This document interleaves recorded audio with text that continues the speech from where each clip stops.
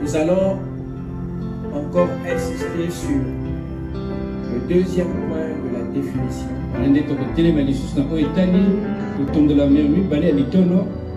Le royaume autant que âge ou dispensation. Toujours dans le mystère de sa volonté.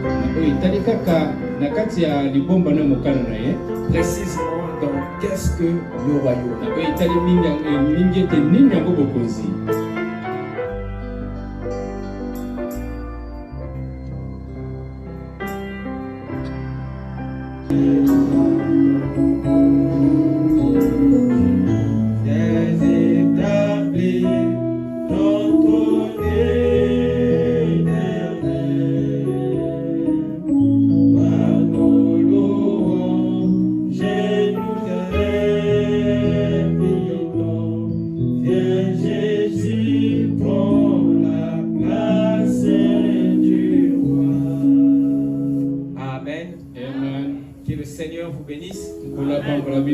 Je vous salue tous dans le nom du Seigneur Jésus-Christ.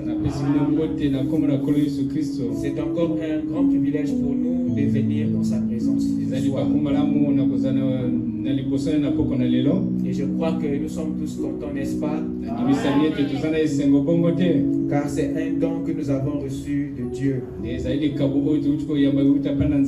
cette opportunité de se présenter à lui, d'écouter sa parole et de répandre notre âme dans sa présence. Beaucoup qui sont à l'hôpital désirent avoir ce temps que toi et moi avons eu. D'autres qui sont de l'autre côté priaient d'avoir d'abord cette opportunité avant de se tenir devant le Seigneur. Et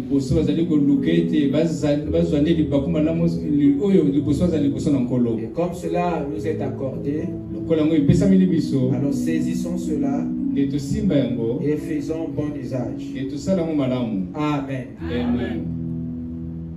Je vais vous inviter à vous lever pour lire les Saintes Écritures. Nous allons lire dans 1 Corinthiens 15, le verset 22 à 28.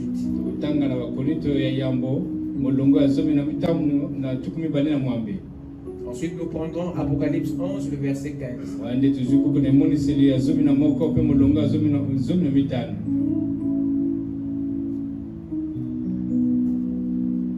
1 Corinthiens 15, 22 à 28.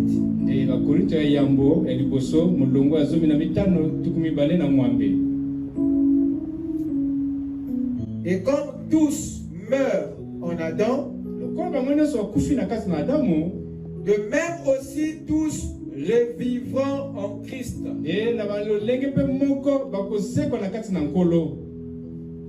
Mais chacun en son rang. Christ comme aux prémices, puis ceux qui appartiennent à Christ lors de son avènement, lors de la venue du Seigneur.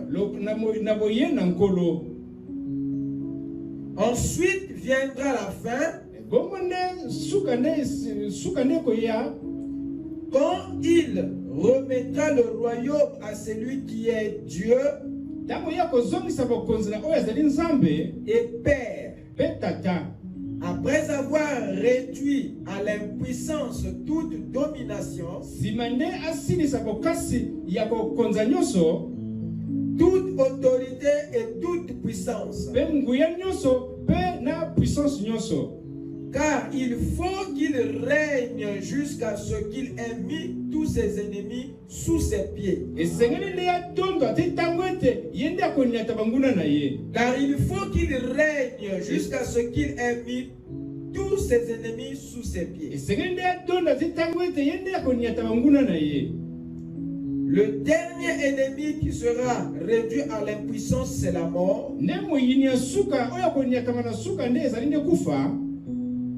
Dieu en en effet a tout mis sous ses pieds, mais lorsqu'il dit que tout lui a été soumis, il est évident que celui qui lui a soumis toutes choses est accepté.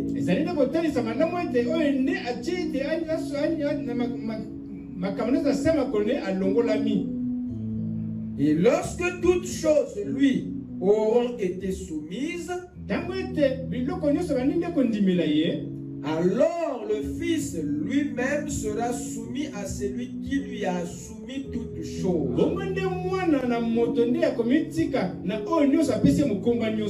Afin que Dieu soit tout en tous. Amen. Amen. Avec nos têtes inclinées. Mon Dieu, plus près de toi, Jésus, plus près de toi. C'est le mot de la foi. C'est le mot de la foi,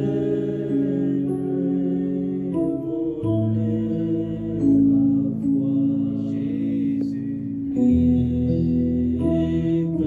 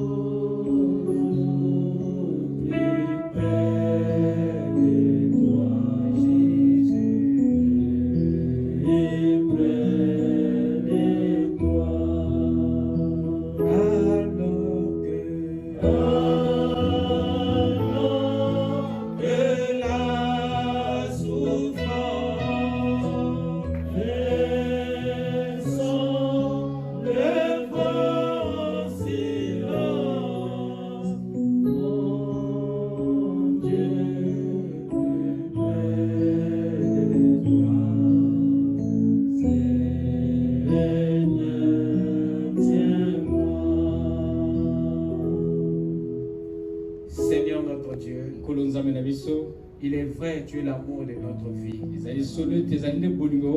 Tu es le soutien de notre vie, Seigneur. Quand tout s'écoule tout autour de nous, tu es l'encre qui tient fort. Les prophètes ont dit que tu es le rocher des âges. Alors que les âges passent, mais tu es cette pierre qui ne passe jamais, qui ne bouge jamais. Voilà pourquoi tu es surnommé rocher des âges. Toutes les dispensations qui passent, de voix et de salut, et toi tu demeures le même hier, aujourd'hui et éternellement. Seigneur Dieu, c'est à toi que nous nous confions, parce que tu es le maître, le consommateur de notre foi, l'époux de nos âmes. Il n'y a pas un astre dans le ciel comme sur la terre qui brille plus que toi. Tu es le plus beau d'entre 10 000. Avant toi, il n'y avait point de Dieu. Et après toi, il n'y en aura point aussi. Tu es le rocher sur lequel nous nous tenons. Seigneur, nous sommes à toi ce soir. Nous sommes venus avec des cœurs vides et assoiffés du Saint-Esprit, de la perfection et de ta présence. Seul toi peux nous remplir, Père. C'est pourquoi nous t'invitons, oh Dieu, à parcourir nos cœurs et à nous remplir de ta divinité, de ta sagesse et de ta vie, Seigneur.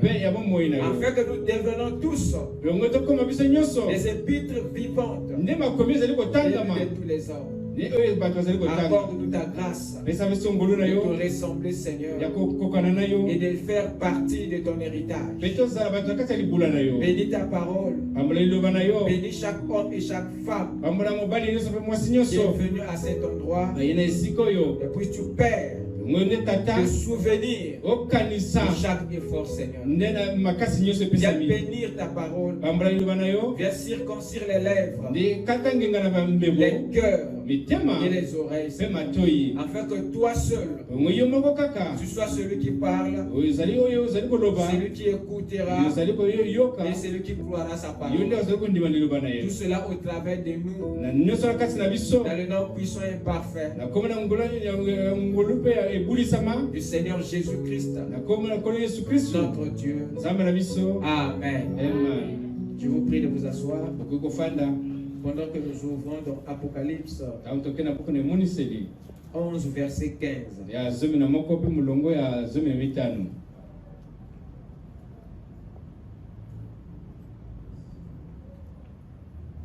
Le septième ange sonna de la trompette. Et il y eut dans le ciel de fortes voix qui disaient: le royaume du monde est remis à notre Seigneur et à son Christ. Et il régnera au siècle des siècles.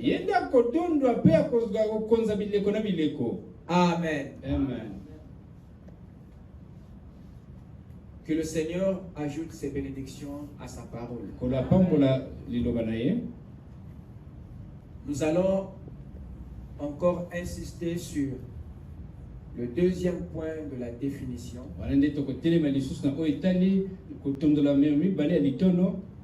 Le royaume autant que âge ou dispensation. Toujours dans le mystère de sa volonté.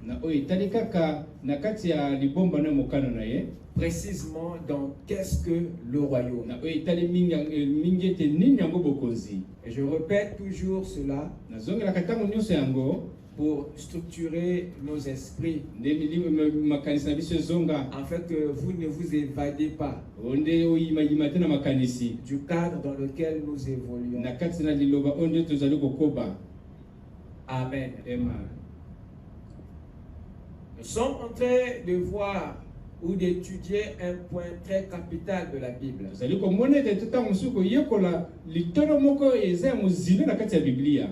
Ceci nous ramène exactement à ce que la Bible parle.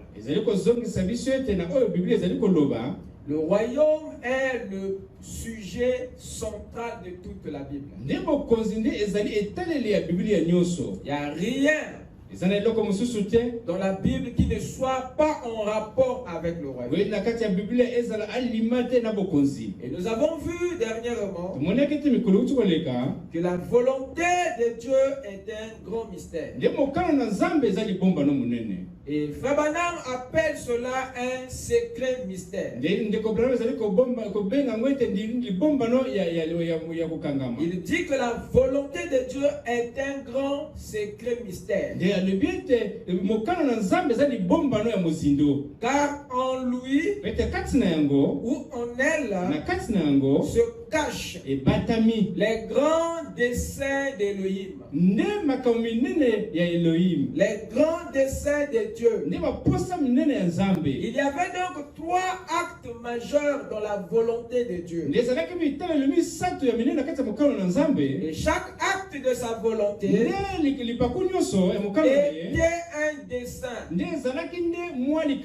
était un désir, était un vouloir, était un objectif à atteindre. Et toutes ces choses n'étaient pas connues, car il était le seul qui était en face de ces choses là-bas dans l'éternité. Et ce sont ces ces trois actes de sa volonté qui forment ou qui constituent ce que Frère Branham appelle par triple dessein. Dieu, avant la fondation du monde, avait un vouloir, avait une volonté, et aucun ange n'était au courant de cela. Parce que cette volonté était un sceau. Cette volonté était un grand secret. Et si cela était un secret, ça veut dire qu'il cachait la destinée de l'humanité. Et il y avait trois actes majeurs. Là, dans le grand secret de Dieu appelé volonté. Et chaque acte de sa volonté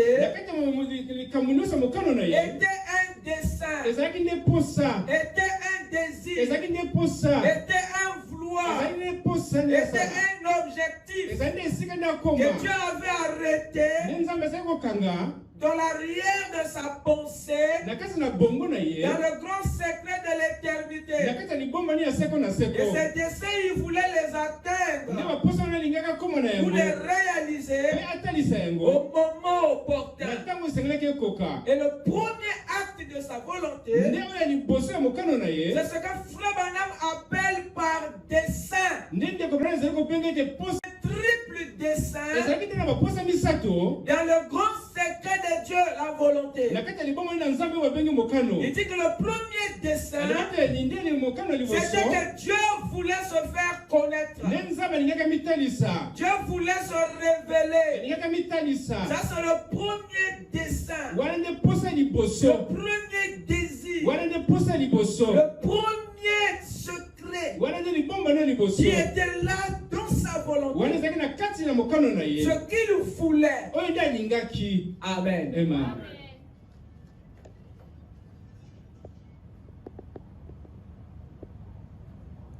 Frère Branham dit ceci.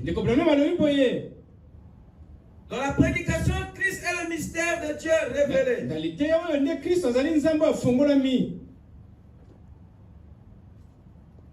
Remarquez, Dieu a eu un triple dessein. Vous écoutez ça? Amen.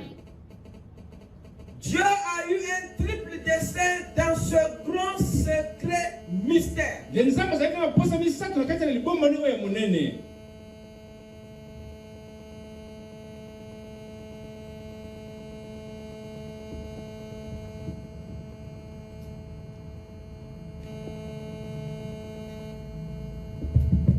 C'est le mien?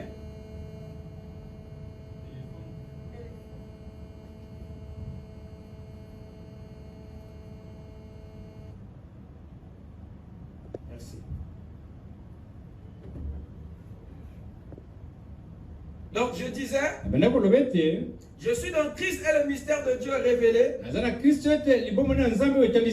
À partir de la paragraphe 140. Remarquez, Dieu a eu un triple dessein dans ce grand secret mystère. Dieu, dans son grand secret mystère, qu'il détenait avant le commencement du monde. Où était ce grand secret mystère?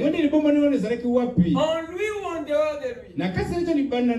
Dans son secret, dans son cœur. Amen.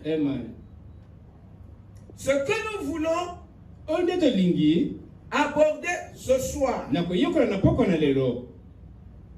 c'est de savoir quel est ce triple dessein. Maintenant, je crois qu'avec l'aide de Dieu, qui est présent, et il nous le montrera. Alors, s'il avait ce triple dessein, nous voulons découvrir quel est ce triple dessein. Premièrement, il voulait se révéler aux gens. Deuxièmement, il voulait avoir la prééminence dans son corps de croyant. C'est-à-dire son épouse. Pour pouvoir vivre dans les gens.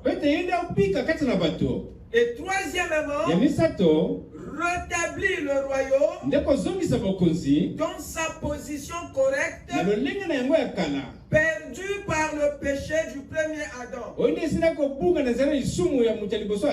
Comme c'était quand il marchait avec son peuple dans la fraîcheur du soir. Parlant avec eux, fraterniser avec eux. Il voulait rétablir le royaume à la manière du début. Donc ce que Dieu veut ramener, ce n'est pas la démocratie. Dites amen. Mais c'est le royaume semblable à cet âge qu'il partageait avec Adam et Ève au début. Semblable à cette période, à cette dispensation. Le royaume qu'il établit n'est pas loin et différent de cette période alpha où il communiait et marchait avec son peuple de la fraîcheur du soir. Donc en fait, Dieu veut rétablir un âge.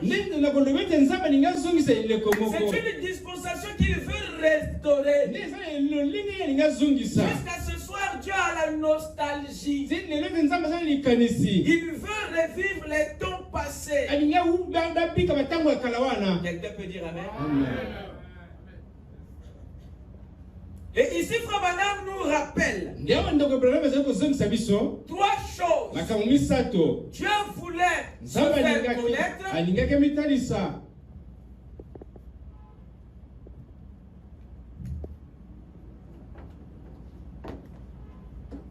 Il voulait se faire connaître.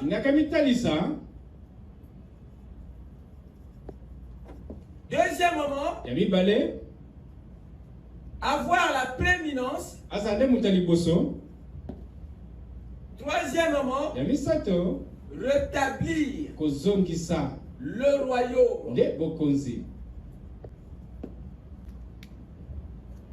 Voilà les trois actes majeurs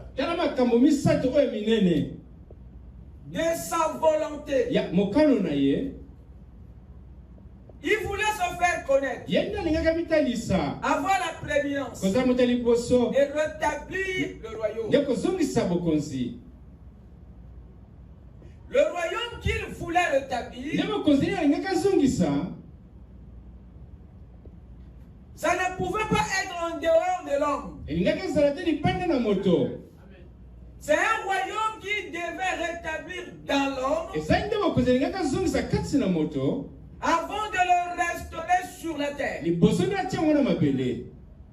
Le rétablissement que vous voyez là, donc le troisième dessein de sa volonté, est un grand mystère qui se fait en étapes.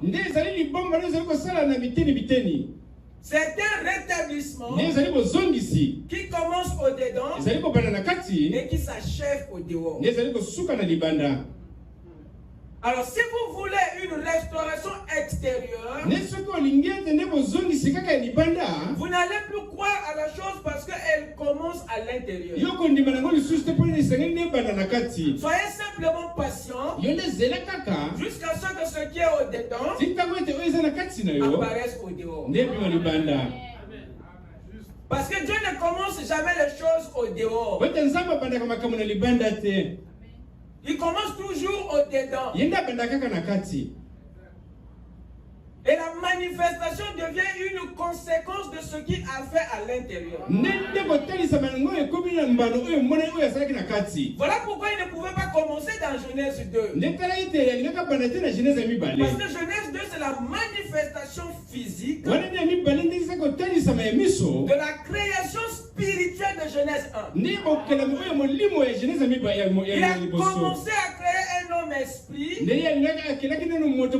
dans Genèse 1 pour terminer dans l'homme extérieur. Dites Amen. Amen. Et c'est l'homme extérieur qui a porté le nom Adam.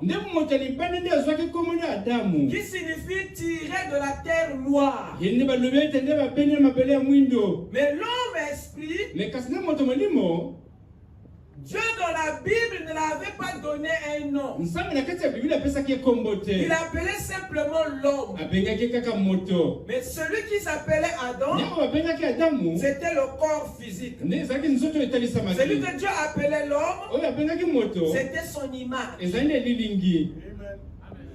Et l'aîné, c'est l'homme esprit. C'est avec lui que la vie commence. Pas avec l'homme extérieur. La création a commencé au-dedans et s'est poursuivie à l'extérieur. Et le vrai Fils de Dieu n'est pas celui qui est fait à la forme des animaux, mais celui qui a l'image de Dieu.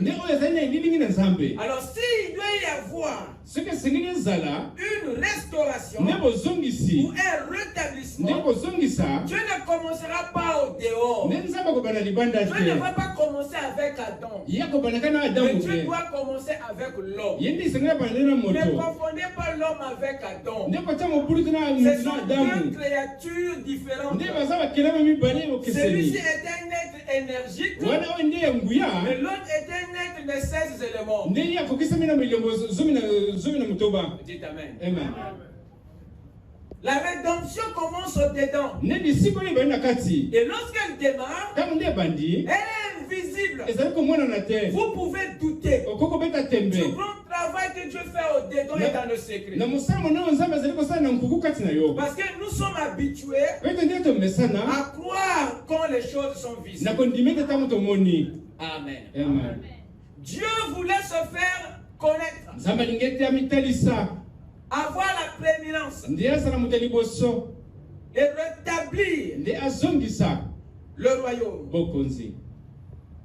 Au numéro 1 ici, c'est à l'humanité que Dieu voulait se révéler. Deuxièmement, c'est sur son peuple qu'il voulait avoir le contrôle. Ça, c'est le désir des rois. Amen. Et troisièmement, c'est le royaume qu'il veut remettre à l'homme. Rétablir dans l'homme. 2.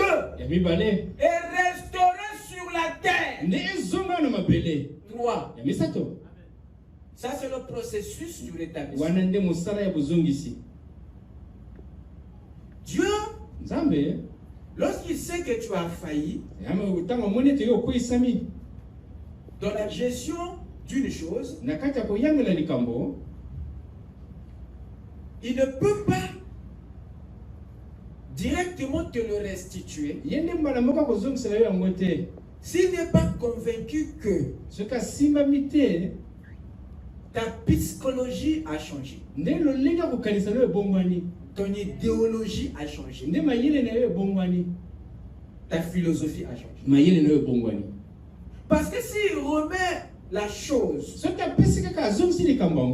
entre les mains d'un enfant qui a une conscience d'esclave,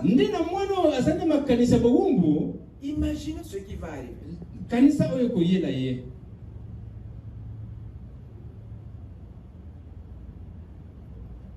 Si la conscience n'est pas renouvelée, si l'intelligence n'est pas renouvelée, alors tu vas détruire les dons de Dieu. Voilà pourquoi, pour éviter le gaspillage, Dieu travaille d'abord avec notre esprit pour se rassurer que la conscience qui est au-dedans, elle est faite faite pour gérer le don. Mais si les informations qui sont dans ton esprit sont caduques, sont déchues, Dieu protégera le royaume contre toi. Même si tu es sorti de lui, il va protéger ses dons contre toi. Parce que ce qui est en toi n'est pas proportionnel à ça. Tu détruiras. Voilà pourquoi il amène la repentance, qui est un changement de mentalité, qui est un changement de comportement, qui est un changement d'idéologie, de philosophie, un renouvellement d'esprit. Vous recevez des nouvelles informations qui vont effectivement vous aider à bien traiter les ressources. Voilà pourquoi, avant de nous remettre le royaume, je se rassure que tu es né de nouveau. Parce que si c'est un vieil homme qui reçoit une nouvelle chose, dégâts. On ne met pas du vin nouveau dans des vieilles outres. Explosion. Et il y aura gaspillage. Vous allez ramasser le vin par terre. Je ne sais pas si vous allez le boire par là. Amen. Amen. Voilà pourquoi il fait les choses en processus. Premièrement, il veut être conscient. Ce qui est ici et là sont des bonnes informations qui peuvent éviter le gaspillage. Une fois qu'il est convaincu, à ce moment-là, Dieu s'abandonne à vous. Amen. Amen.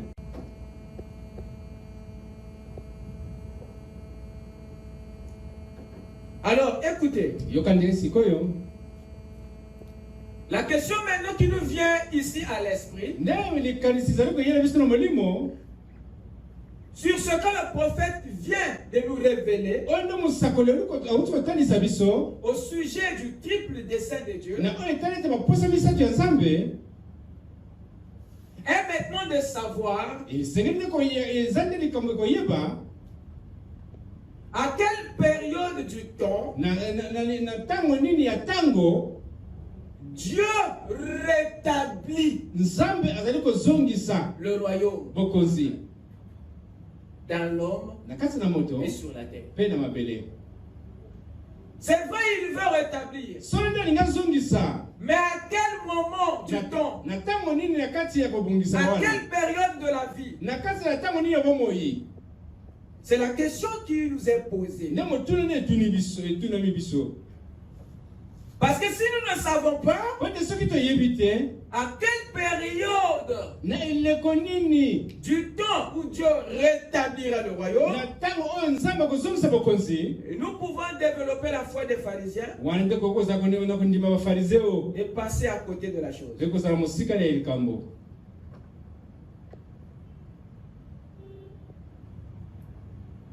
Et c'est là maintenant où interviennent les dispensations. Parce que c'est elles, les dispensations, qui situent le temps et le moment de ce rétablissement, de la restauration. C'est les dispensations qui nous situent. C'est elles qui nous fixent au sujet de ces triples desseins. Vous êtes avec moi? Amen. Ouvrons rapidement dans le livre des Actes. Chapitre 1. Vous allez découvrir avec moi que la connaissance des temps et des moments a toujours été la grande préoccupation d'un peuple religieux. Et ça, c'est un détail important pour nous. Parce que la plupart des temps, c'est le temps que nous ratons. C'est la période que nous ratons. Il y a un temps pour chaque chose. Certainement, il y avait un temps pour la révélation où Dieu devait se faire connaître. Il y avait un temps pour la prééminence où Dieu devait prendre le contrôle de son peuple. Il y a un temps pour rétablir le royaume dans l'homme et sur la terre. Et il faut avoir la maîtrise des temps, la maîtrise des dispensations. C'est très important parce que c'est dans les dispensations que Dieu accomplisse les promesses. C'est dans les âges que Dieu pose les actes. C'est Amen. Et quand vous ne savez pas à quel âge vous vivez, vous ne saurez pas aussi quel est l'acte que Dieu est censé poser dans votre jour. Alors la dispensation ou l'âge te fait comprendre le ministère que Dieu va effectuer. Dites Amen. La maîtrise des temps et des dispensations nous renseigne au sujet des actes du Saint-Esprit. C'est celui qui connaît l'âge dans lequel il vit, qui peut avoir une idée de ce que Dieu va faire. Mais quand tu ne connais pas, tu t'attends à rien. Amen. Dieu vous a fait connaître sa volonté et chaque dessein, chaque objectif de sa volonté. C'est à nous maintenant de savoir à quel moment il va se révéler pour que tu sois là. À quel moment il va prendre le contrôle pour que tu t'offres à lui. À quel moment il va rétablir le royaume pour que toi tu en bénéficies. C'est la connaissance des dispensations, des temps, des époques qui fera que tu sois toujours au bon endroit, au bon moment. Amen. C'est ça qui a poussé les gens d'aller étudier les Mazaros. C'est ça qui a conduit les gens d'étudier l'astrologie, les horoscopes, et toute cette science des étoiles pour maîtriser les temps, les années et les époques. Parce que dans chaque époque, il y a des événements et quand tu les rates, c'est comme si tu as manqué ta destinée.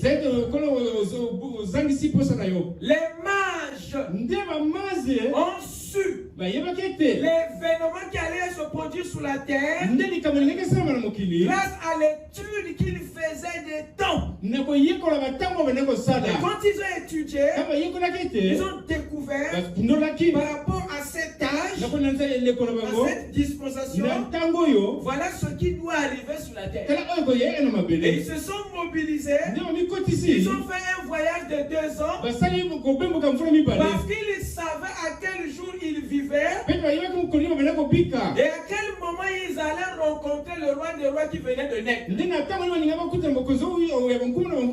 ils rentrent à Jérusalem, ils ont sonné la trompette. Où est le roi des Juifs qui vient de naître? Les Juifs étaient surpris. Le roi qui vient de naître, nous avons vu son étoile en Orient. C'est tout ce que vous faites dans votre vie. Suivez le mouvement des étoiles. Nous dispensation. Nous étudions les temps et les époques parce que nous savons que Dieu n'agit jamais en dehors des époques. Et dans cet âge ici, un roi est censé naître. Où? Là où nous nous trouvons. Dites Amen. Dieu a béni les mages parce qu'ils avaient la maîtrise des temps. Amen. Où est l'église? Que fait l'église? Étudie-t-elle les âges? Étudie-t-elle les dispensations? Est-elle au courant qu'après le 7e âge vient un autre âge? Si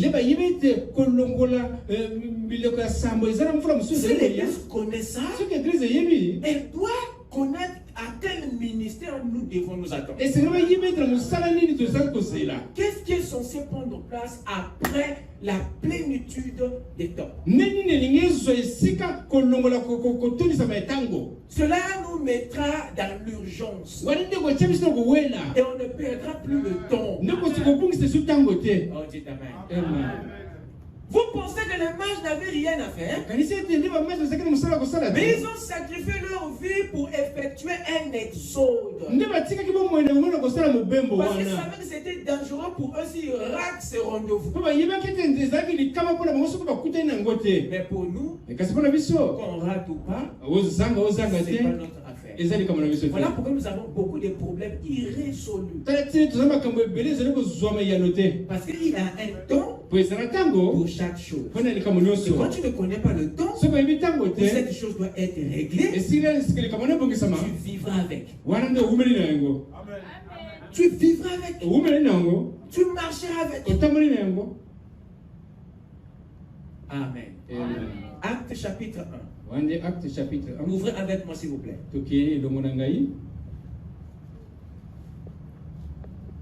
Commençons à partir du verset 3.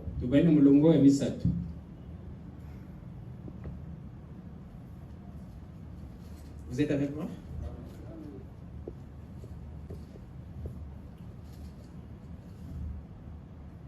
Après qu'il eut souffert, il leur apparut vivant et leur en donna plusieurs preuves, se montrant à eux pendant 40 jours et parlons des choses qui concernent la religion. Non. Parlons des choses qui concernent l'église. Non.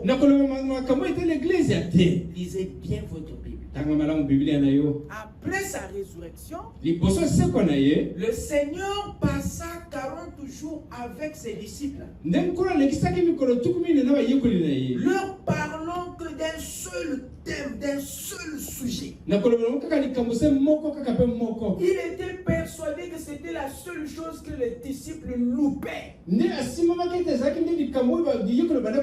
Parce que la religion, c'est une chose qui est difficile à arracher de la tête de l'homme.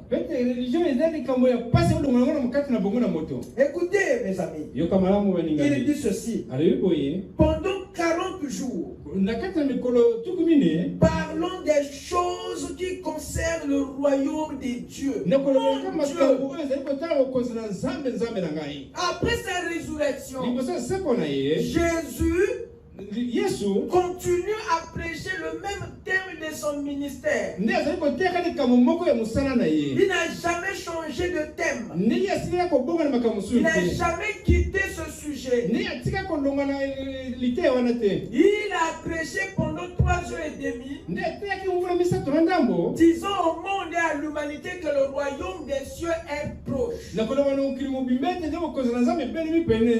c'est la même chose que Jean-Baptiste a dit et fait. Il déclarait que le royaume des cieux est proche. J'aimerais que vous fassiez attention avec moi. Jean-Baptiste et Jésus, ils n'ont pas dit que le royaume est là. Ils ont dit que le royaume est proche. Il y a un temps où le royaume nous a été annoncé. Il doit venir un temps où le royaume doit nous être présenté. Il doit venir un temps où le royaume doit être spirituellement rétabli. Il va venir un temps où il doit être physiquement restauré dans l'homme et sur la terre. Voilà le processus de la restauration ou du rétablissement du royaume. C'est ça qui explique le langage des saints prophètes. Ce n'est pas pour vous distraire quand il dit il est proche. Dites Amen. Amen. Jésus, après la résurrection, il ne parle pas d'une autre chose, sinon que du royaume. 40 jours, même sujet.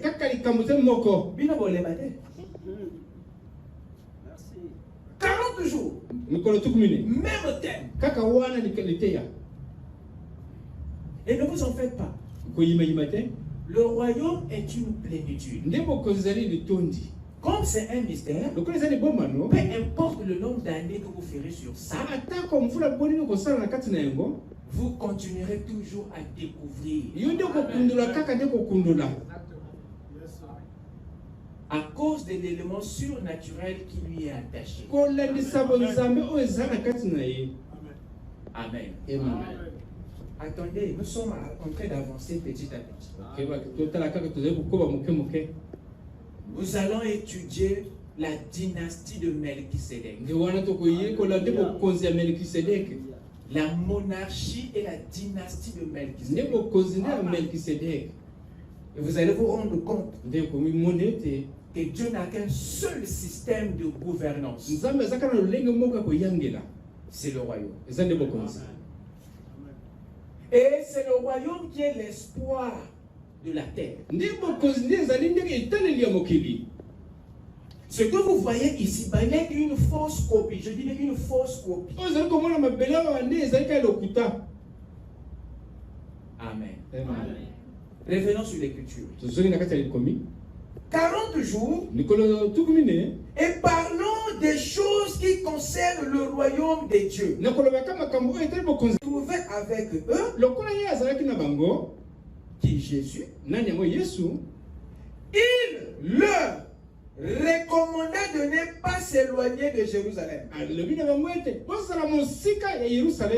mais d'attendre ce que le Père avait promis. Ce que je vous ai annoncé, leur dit-il,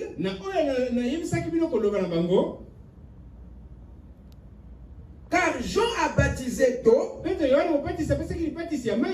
mais vous, dans peu de jours, vous serez baptisés du Saint-Esprit. Alors les apôtres réunis lui demandèrent une question. C'est laquelle? Écoutez. Seigneur, est-ce en ce temps que tu rétabliras le royaume? Voilà la préoccupation. Le temps du rétablissement du royaume était la préoccupation. Comme le Seigneur leur décrivait, leur instruisait au sujet du royaume, les gars ont eu vite le besoin de connaître le taille. Parce qu'ils étaient fatigués de la vieille dispensation. Et je crois de tout mon cœur que la préoccupation de ces disciples était légale. Il y a beaucoup de religieux qui ne se préoccupent même pas pas de ce temps-là. Et cela nous fait comprendre. On continue la lecture. Alors les apôtres réunis lui demandèrent, Seigneur, est-ce en ce temps que tu rétabliras le royaume d'Israël?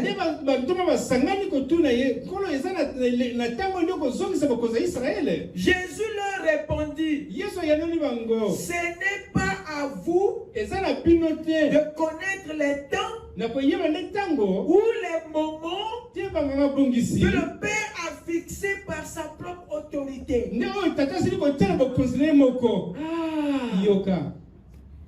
Bien que ce n'est pas à nous de connaître les temps et les moments, cela n'empêche pas que le rétablissement du royaume ait un temps. Cela montre qu'il y avait un temps et un moment du rétablissement du royaume. Mais sauf que les disciples étaient un peu en avance.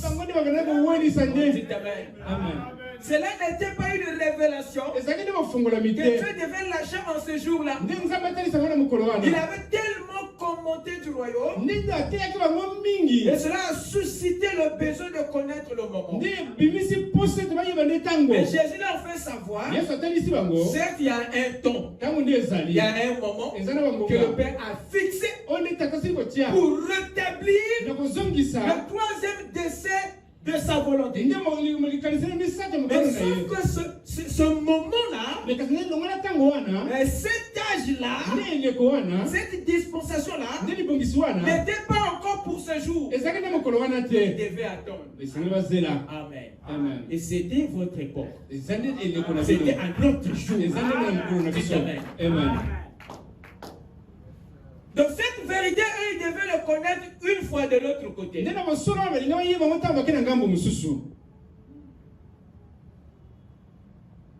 Voilà la réponse de Jésus. Le Père avait fixé un temps et un moment pour rétablir le royaume. Mais sauf que il ne voulait pas le dire trop tôt. Pourquoi? Parce que Jésus, la question lui fait poser de la mauvaise dispensation. Il n'était pas dans la dispensation appropriée. Comment va-t-il lâcher ça? Ça ne concerne pas le rétablissement. N'avait pas un rapport avec la dispensation dans laquelle les apôtres étaient. Parce que Jésus venait de ressusciter. Il n'était pas encore monté dans l'ascension. Donc jusqu'à là, c'était encore la dispensation du Fils. Ce n'est pas la dispensation du rétablissement.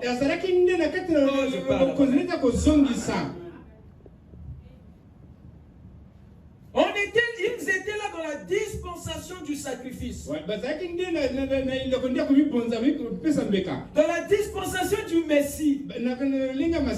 Le Christ. Du rachat.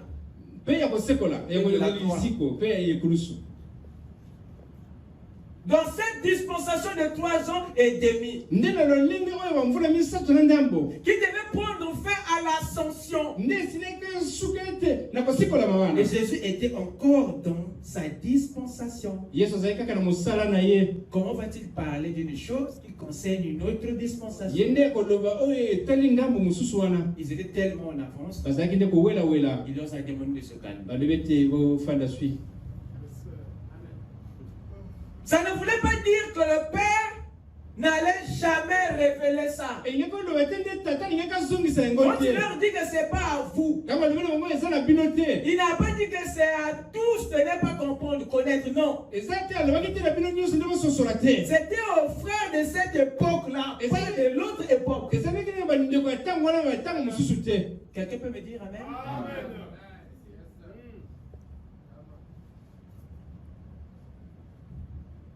Il n'y a rien de caché qui doit être révélé. Allons-y avec moi dans Luc 17, verset 20. Rapidement.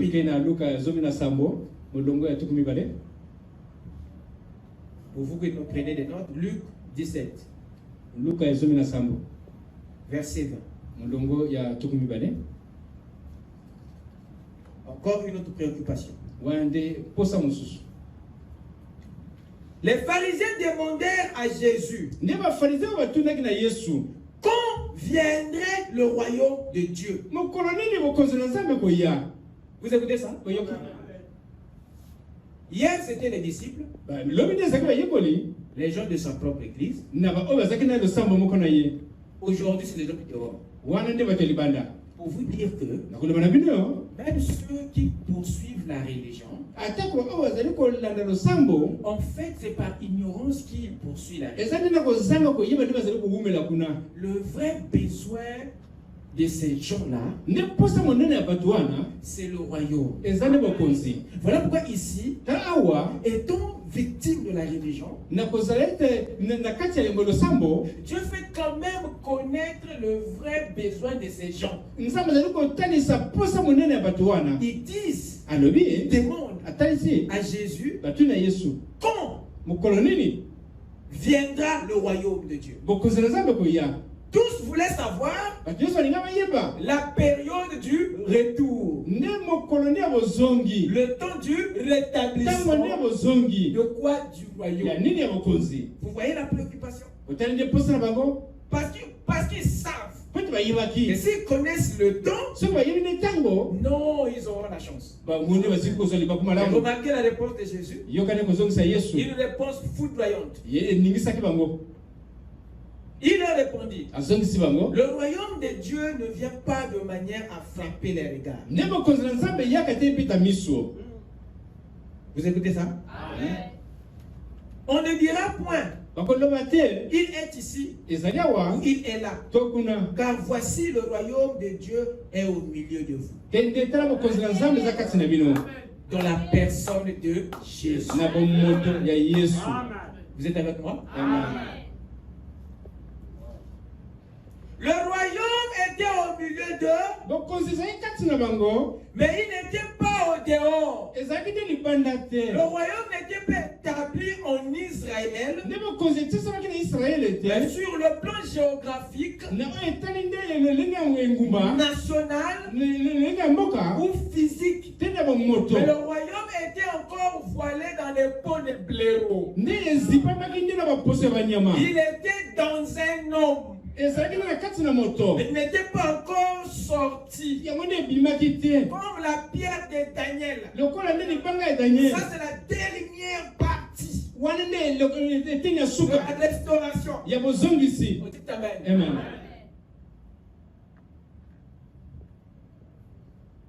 Et Jésus continue. Vous pouvez lire la suite à la maison. Jusqu'alors parler de l'éclair qui part de l'Orient à l'Ouest. Ainsi sera l'avènement, le retour du Fils. Et nous savons que quand le Fils revient à sa seconde venue, c'est là où le royaume est rétabli dans l'homme. Vous êtes avec moi? Il avait déjà donné les repères, mais on était toujours voilé. Quelqu'un comprend ça? Le temps est le moment du rétablissement.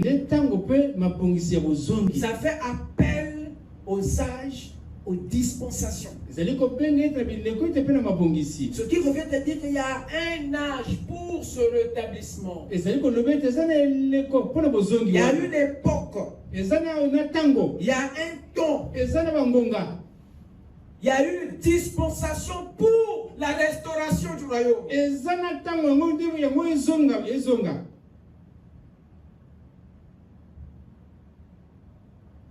Amen. Il montrait par là que c'est à son retour que la restauration allait amorcer sa première partie. partie spirituelle, avant de prendre sa partie extérieure dans le nouveau monde, après la grande tribulation d'Armageddon. Quel est alors l'âge ou la dispensation du rétablissement et de la restauration du royaume dans l'homme et sur la terre? Nous avons vu qu'il y a 3 dispensations. Premièrement, la dispensation du Père.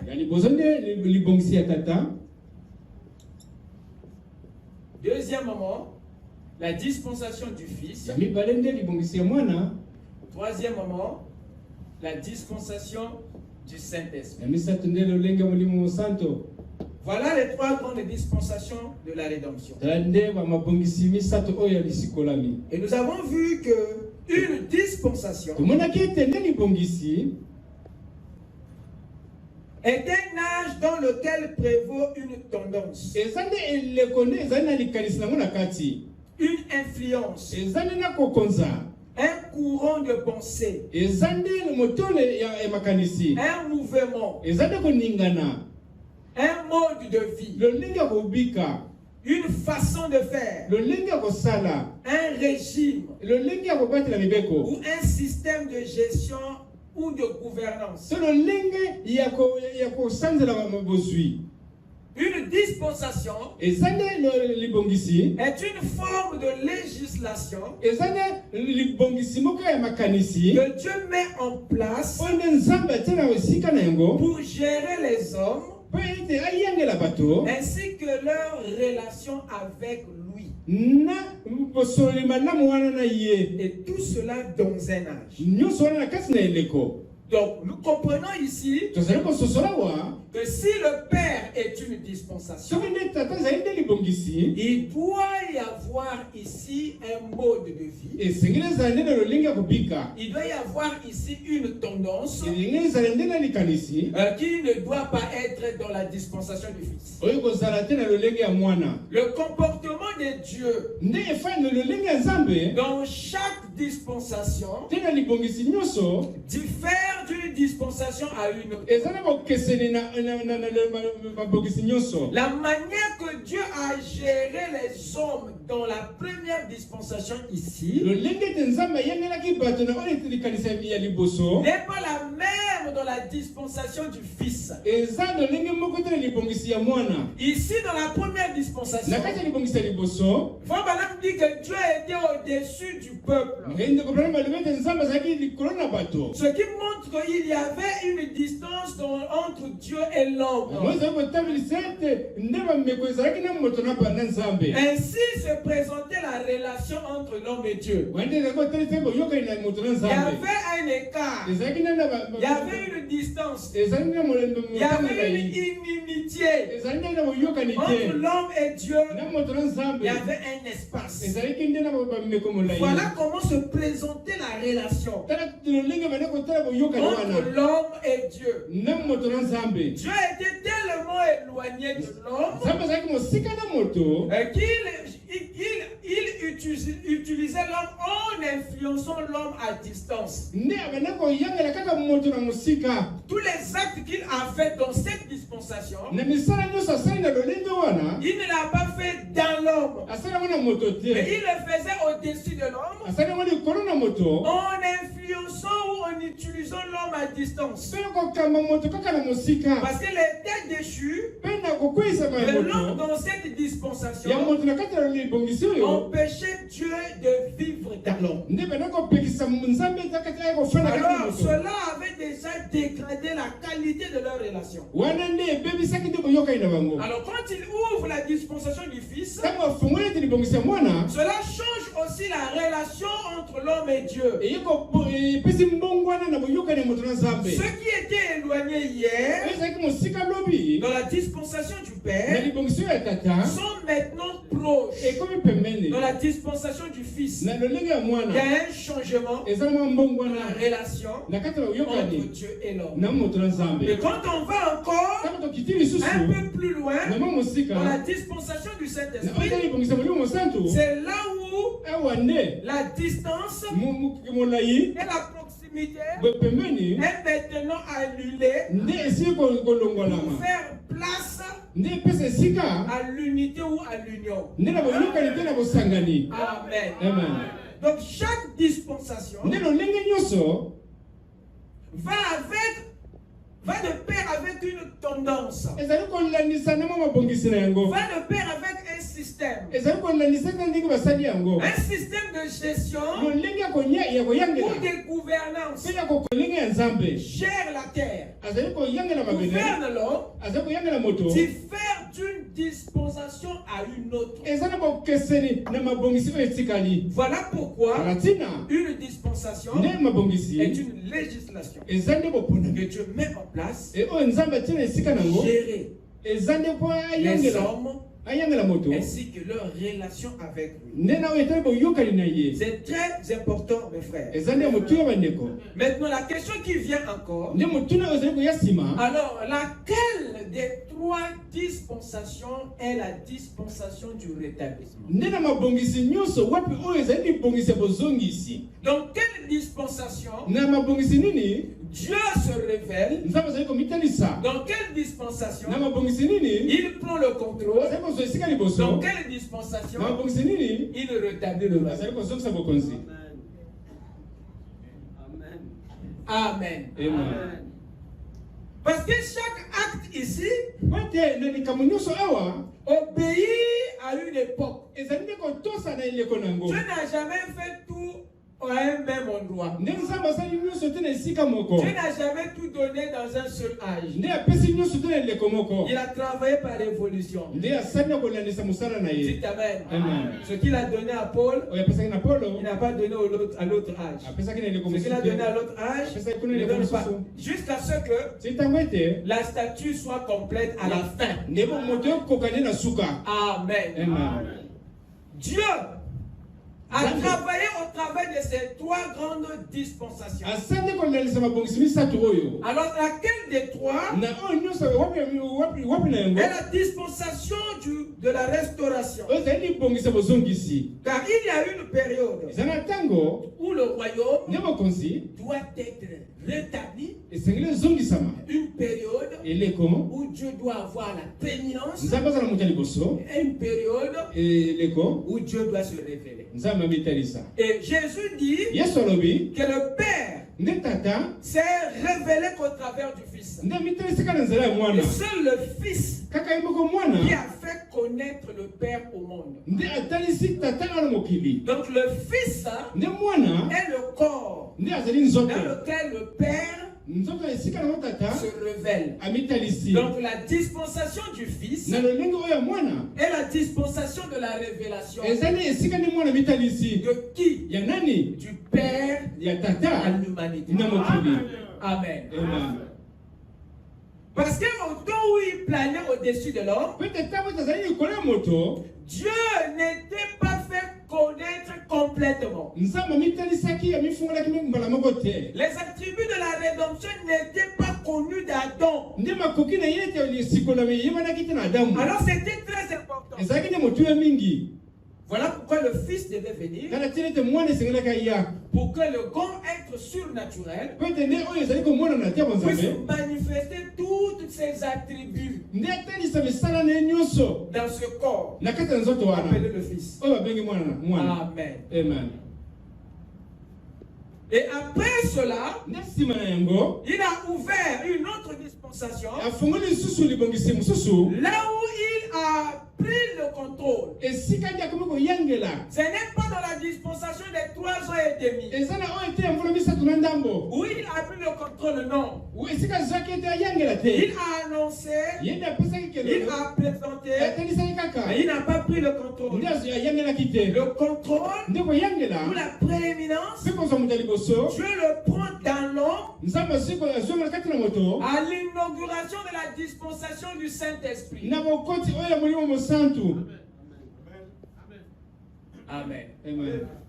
C'est là où il prend le contrôle. Et c'est dans la même dispensation où il rétablit le royaume dans sa partie spirituelle et dans sa partie physique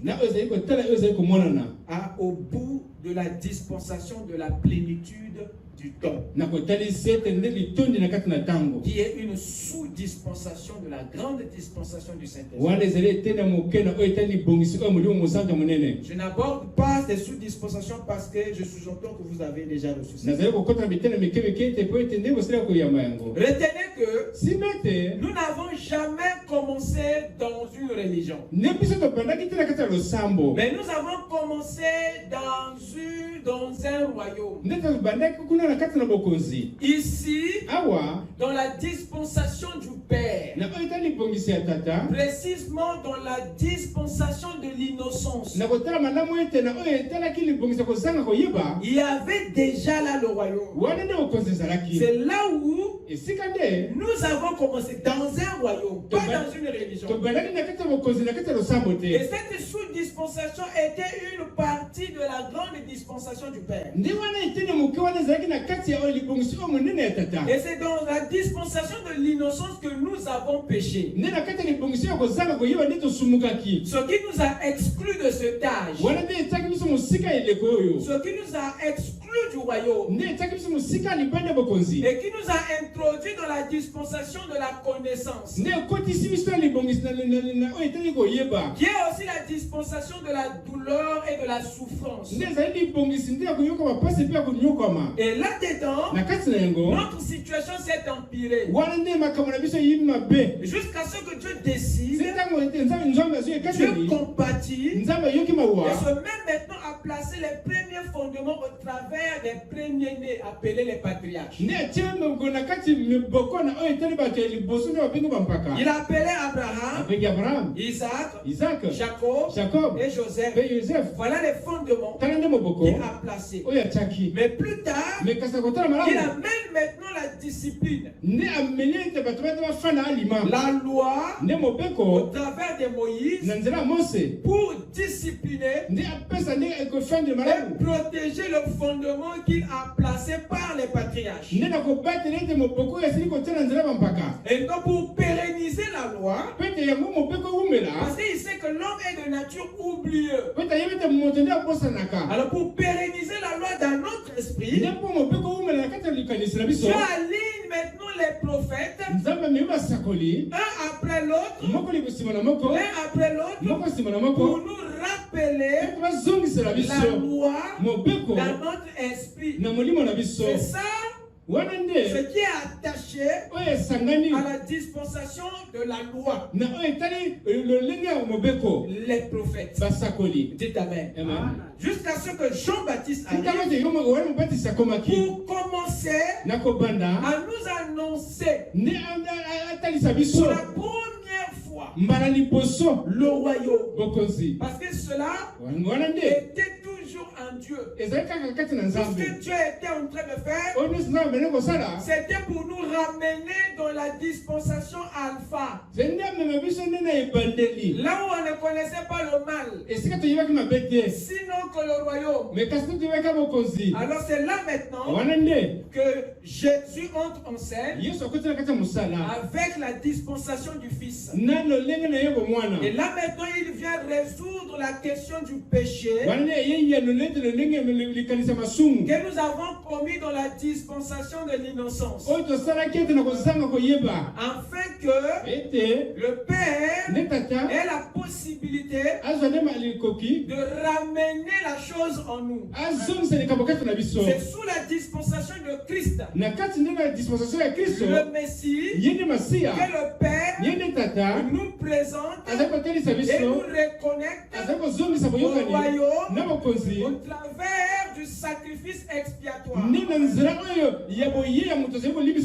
Alors lorsqu'il finit ça, qu'est-ce qu'il fait? Alors il ouvre la dispensation maintenant du Saint-Esprit en commençant par une effusion, un baptême de feu pour purifier Dites amen. Et quand cela est fait, alors il amène maintenant l'homme au travers d'une croissance de cette période, la dispensation de l'Église. Au bout de cela, lui-même Dieu, la personne de Christ, descend dans 1 Thessaloniciens 4, car le Seigneur lui-même, pas quelqu'un d'autre, lui-même, au son d'une trompette, il descendra. C'est la seconde venue. À la fin du 7e âge, Christ revient pour nous introduire dans l'adoption et dans la perfection, dans l'enlèvement et même dans le millénium. Ce retour de Christ rétablit le royaume spirituel de Dieu dans votre cœur. Avant de le restaurer physiquement à l'extérieur, sur une terre rachetée, purifiée par le feu de l'Armageddon. Et ça, c'est ce qui prendra place dans le nouveau monde. Ainsi, la restauration du royaume sera bouclée. Ainsi, il y a maintenant un nouveau ciel et une nouvelle terre. Dites amen. C'est Dieu qui règne en tout et pour partout.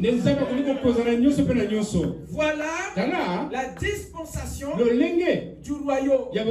La dispensation du Saint-Esprit est la dispensation dans laquelle Dieu rétablit le royaume dans l'homme et sur la terre.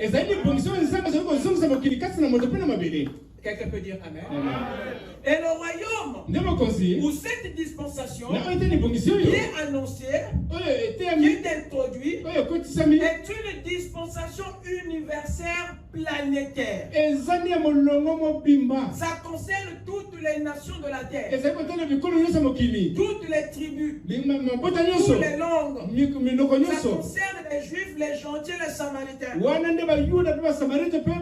Le royaume est la dispensation de toute la terre. Les noirs sont concernés, les blancs sont concernés, les rouges sont concernés, les jaunes sont concernés.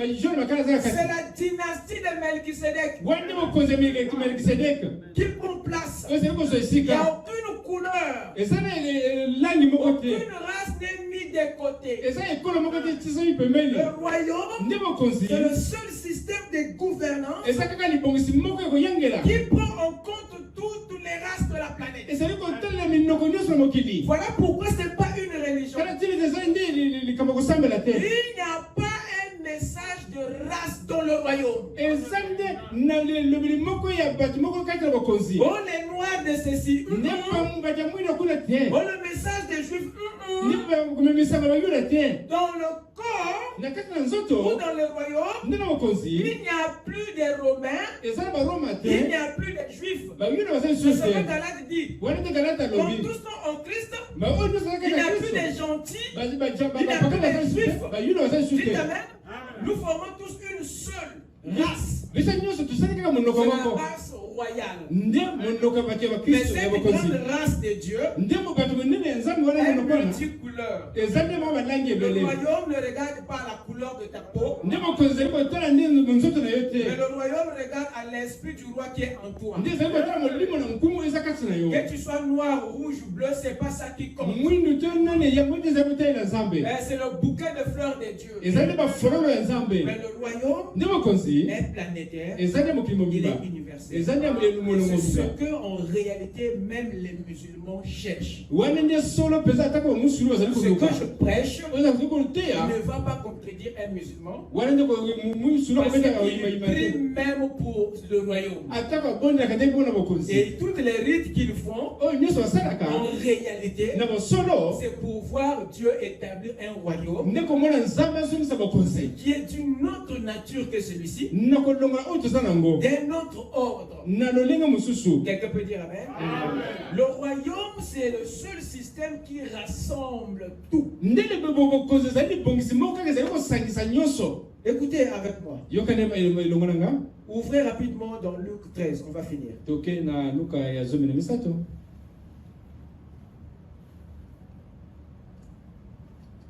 Luc 13. Luka ya zomi na misatu. Luc 13, verset 29. Molongo ya tukumibale na libwa. Je vais atterrir. Il dit ceci. Il en viendra de l'Orient et de l'Occident, du Nord et du Sud, et ils se mettront à table où? Dans la religion? Non. Dans le royaume. Vous écoutez ça? Il viendra du nord, du sud, de l'est à l'ouest. Pour se rassembler dans le royaume. Le royaume, c'est les Arabes. Le nord, c'est tous ces Européens-là. Le midi ou le sud, c'est les Africains. Toutes les couleurs, toutes les races de la planète convergent vers le royaume. Cela montre que seul le message du royaume peut rassembler. Mais le message de la religion disperse. Alors cette déclaration montre que le royaume est une dispensation que tous les nordistes veulent, que tous les sudistes veulent, que tous les ceux de l'ouest veulent. Tous se pressent pour le royaume. Il dit ils viendront de l'est, du nord, ils sont pour s'asseoir. Si vous voulez rassembler toutes les nations, ne leur apportez pas une religion. Apportez-leur le royaume et tous s'asseyeront. Parce que c'est ça le désir de l'homme. C'est ce que l'homme a perdu. Et nous sommes à l'époque où cela doit être établi dans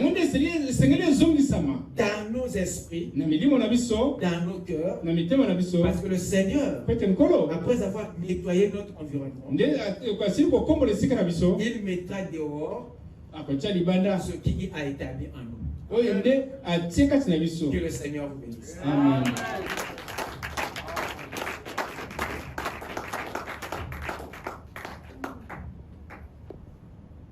Voilà montre que même les messagers d'Apocalypse 11, ceux qui vont prêcher le message chez les Juifs, Élie et Moïse, Frère Branham dit qu'ils vont apporter le message du royaume à Israël. Il le dit dans le 6e psaume. Il traite avec Israël. Vous voyez, ici c'est de l'autre côté. C'est le moment où Israël reçoit le message du royaume par l'entremise des deux prophètes d'Apocalypse 11. Vous écoutez ça? Mais si Israël de l'autre côté reçoit le message du royaume par les deux esprits semblables à Élie et Moïse, alors qu'est-ce que les nations auront reçu au travers de Malachie 4? Parce que cet ange d'Apocalypse 10 a aussi reçu les deux esprits en un. Il est Moïse, il est aussi un Élie. Alors il ne peut pas prêcher le message de l'Église, il peut apporter le message du royaume. Voilà pourquoi le prophète nous a rassemblés. Et le monde venait de l'Est, de l'Ouest, convergeait vers ce ministère. Parce que ce n'était pas un message de la religion, c'était un message du royaume. C'est le même qui sera prêché de l'autre côté, parce que c'est le message universel domaines que la création a besoin. C'est l'espoir de la terre. C'est dans cette dispensation que Dieu nous ramène dans la dispensation du royaume. Là où Adam et Ève étaient avant la chute. Amen. Amen. Amen. Amen. Que le Seigneur vous bénisse richement. Lèvons-nous.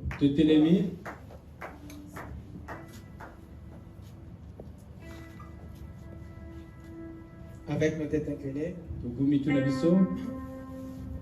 Il ne faillit jamais. Il ne faillit jamais. Non, Jésus. Ne faillit jamais. Tous les longs du chemin, je veux le répéter. Non, Jésus-Christ ne faillit jamais. Même si j'ai failli, et même si j'ai failli, non, Jésus-Christ ne faillit jamais. Pour les longs du chemin, je veux le répéter, non, Jésus-Christ ne faillit jamais. S'il y a quelqu'un qui m'a aimé, s'il y a quelqu'un qui m'aime, s'il y a quelqu'un qui m'a aimé, c'est Jésus. S'il y a quelqu'un qui m'a parlé, s'il y a quelqu'un qui m'a parlé, c'est Jésus. Oh, joie, joie, alléluia. Joie tous les jours, Jésus. Oh, Jésus, à la joie tous les jours. Dans le royaume de Jésus. Ce l'amour parfait entrera dans le royaume de Jésus. Rien de pur, rien de pur entrera dans le royaume de Jésus. Ce l'amour parfait entrera dans le royaume de Jésus. Chantez l'amour, amour divin, amour agapao. C'est vrai, chantez amour divin, amour. Faites du pour la prière. Amour agapao. Oui, j'appelle chaque frère en bien-aimé en Jésus. Oui, j'appelle chaque sœur en bien-aimé en Jésus. Oui, j'appelle chaque frère en bien-aimé en Jésus. Oui, j'appelle chaque sœur en bien-aimé en Jésus. Chantez l'amour, amour divin, amour agapao. C'est vrai, chantez amour divin,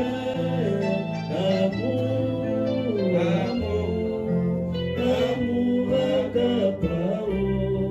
Oui, j'accorde à mon bien-aimé un vrai pardon en Jésus. Oui, j'accorde à mon bien-aimé un vrai pardon en Jésus. Oui, j'accorde à mon bien-aimé un vrai pardon en Jésus. Et j'accorde à mon bien-aimé un vrai pardon en Jésus.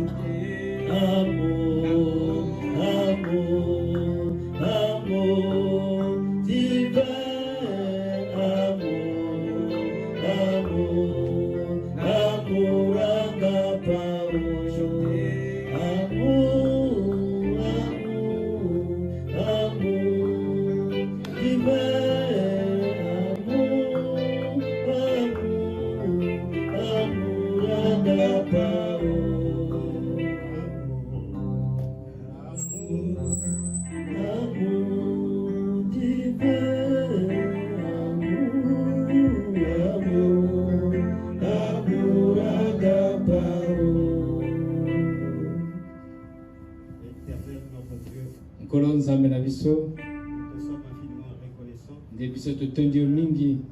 pour, oh Dieu, les oracles que tu viens de déverser. Oh Seigneur, c'est un grand privilège d'entendre ces choses que l'oreille n'a jamais entendues et qui n'est jamais monté dans le cœur de l'homme. Seigneur, merci d'avoir ouvert ta parole devant nos yeux. Seigneur, Dieu ouvert notre entendement au sujet du royaume. Pas n'importe quel royaume, mais ton royaume à toi, oh Dieu.